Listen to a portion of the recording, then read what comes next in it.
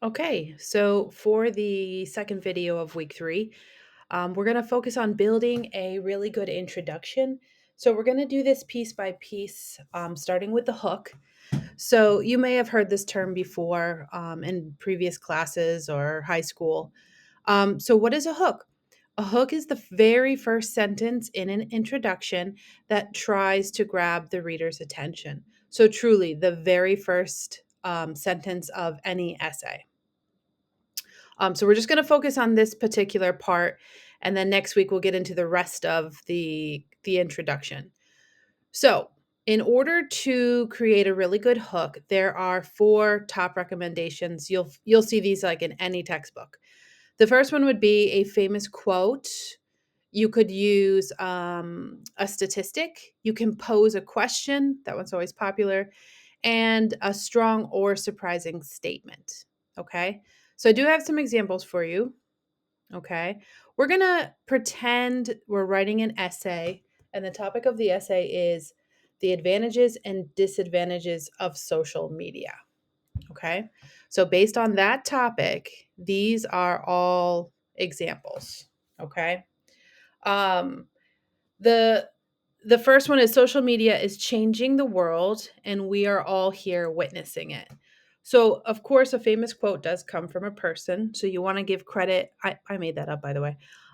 That's why we have John Smith here. You want to give credit to who said it. So, there's more than one way. You can just do parentheses, the person, period, on the outside of the parentheses. You can also just say said John Smith or according to John Smith. As long as you're giving credit to the person who is responsible for the quote, you are safe from any kind of plagiarism. Okay. So I just want to give you a little tip about how I go about finding quotes. I usually just grab a portion of the title or the writing prompt. Oops. Sorry, everybody. Go to your Google search. Just throw that in there. I always just add famous quotes. You don't even have to say famous, you can just say quotes. Okay. So it's always going to come up with AI. I guess you can do this. This is, I don't know why, but this is my shortcut. I go to images. The reason I go to images is it gives the author right away. And it's just an easier way to filter through, a quote that's grabbing your attention or you think would be really good to put in your essay. And by the way, you can put a quote in your intro and your conclusion. That's always a great place to add one.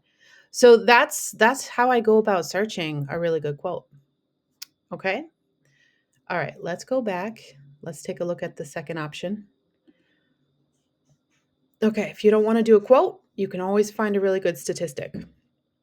So for this one, the average time spent on social media daily is 2 hours and 24 minutes. So this is, I just think, a good one. We can all relate to that. It's an interesting statistic. To be honest, I actually thought it would be higher. So the same thing when you're trying to find some useful information, go to Google search, get rid of this.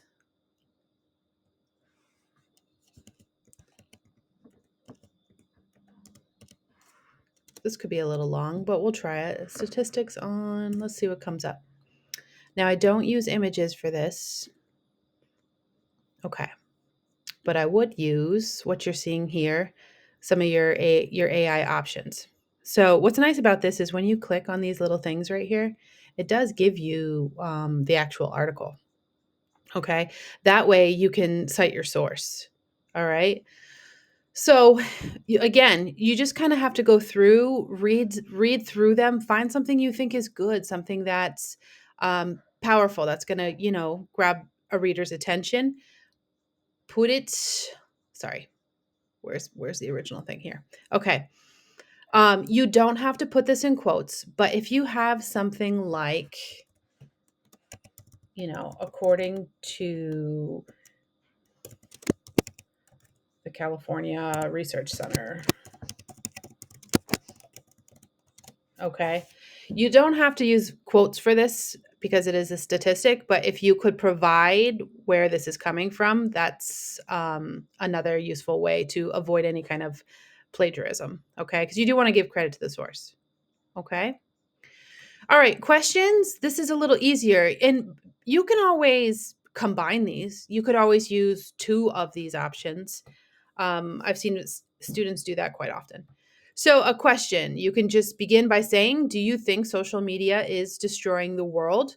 If you start out that way, I suggest, responding to the question. That would be your next sentence or two.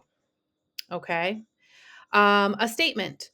Social media is often thought of as a great way to connect with others globally and to never feel lonely. However, there is a dark side as well as that includes cyberbullying and internet scams. Okay. So these are the top four uh, ways to go about creating a hook. The first two definitely require some kind of research and citation, where you're giving credit to. These two can be more of your own words, however you want to go about that. Okay. But they're all equally effective. They're all great. Some work with certain essay prompts more than others, which you'll find when you get an essay topic, like what works, what doesn't work. And if you go to the bottom, I have more examples here because I know it's the more examples you see, the better. So you'll see the method is curious questions, a strong statement, a quotation, statistic, or fact. And so over here, you have your example in the middle, but this would be what the essay is on. That way it would work, it would make sense, it would look good.